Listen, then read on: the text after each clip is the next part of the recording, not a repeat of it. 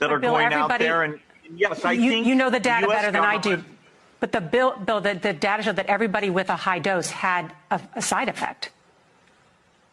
Yeah, but some of that is not dramatic, where, it's just, super painful. Super painful. 1776 will commence again. You can no longer trust the CDC. The CDC has been using many methods to skew the Chinese coronavirus numbers since its arrival. Since April, it was made clear by Dr. Birx and other health officials it did not matter what caused your death. If you test positive for COVID-19, you would be counted as a COVID-19 death whether you had symptoms for the virus or not. Technically, even if you died of a clear alternate cause, but you had COVID at the same time, it's still listed as a COVID death. So everyone who's listed as a COVID death doesn't mean that that was the cause of the death, but they had COVID at the time of death. Now the CDC has admitted directly on their website that a positive antibody test result does not mean you have had COVID-19, but any virus in the coronavirus family, such as the one that produces the common cold. The CDC is then combining the antibody test with viral test, adding thousands of false positive test results. They are even counting people who never took a test for COVID-19 as positive under the ruse of probable cases. They have multiple ways of defining a probable case, such as meeting clinical criteria. Upon inspection, you can see this can simply mean having a cough and also been around someone who has merely come in contact with COVID. One must ask themselves, why is the CDC doing this? Why does an organization such as the Center for Disease Control seek to skew the numbers that harm our nation's economy, strike fear into millions of Americans, and ironically cause a deterioration in health? You are not allowed to ask these questions. If you do, you will be labeled a conspiracy theorist, a conveyor of misinformation.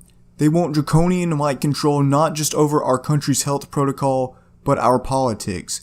They will silence you just as they have silenced the hundreds of doctors who have dared to speak out against them. When we look at the so-called health experts driving the way our country responds to this pandemic, we find individuals with highly questionable backgrounds. Look no further than Dr. Fauci. $3.7 million flowed from the National Institutes of Health here in the U.S. to the Wuhan lab in China, the same lab where many people have said that this coronavirus infection first originated. We also now know that NIAID, the department associated with the National Institutes of Health, of which Dr. Anthony Fauci is in control, had already been conducting experiments with the Wuhan lab in the past in regard to coronavirus.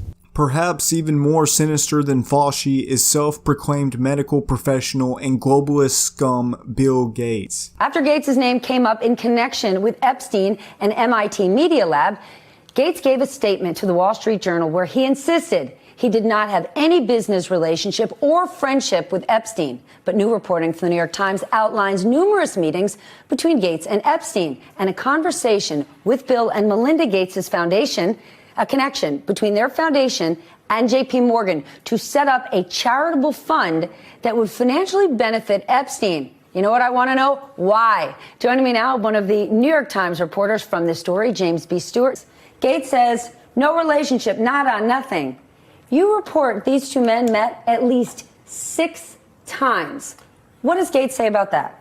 Well, I believe that there were more, and he and his spokespeople would not say how many in total they actually met. But this included visits to the mansion, seeing each other in Seattle, flying on Epstein's plane, when we all know Bill Gates has his own $40 million plane. And then, as an investigative reporter, why would Gates say, oh, I had no relationship with him, when, of course, he knows what the facts are? So that always sets off red flags for me. He also has one of the largest, most established foundations on his own.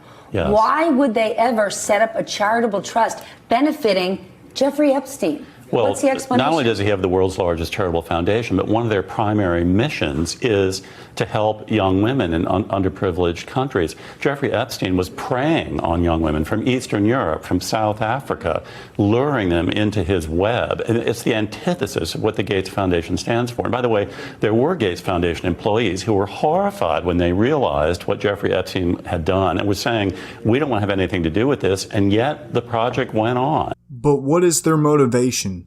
The radical left has made it clear they will not let a good crisis go to waste. They seek to use the Chinese coronavirus to destroy not just Trump, but the American way of life. Elites like Bill Gates have made it known for decades that they are globalists. They are leading a war against humanity.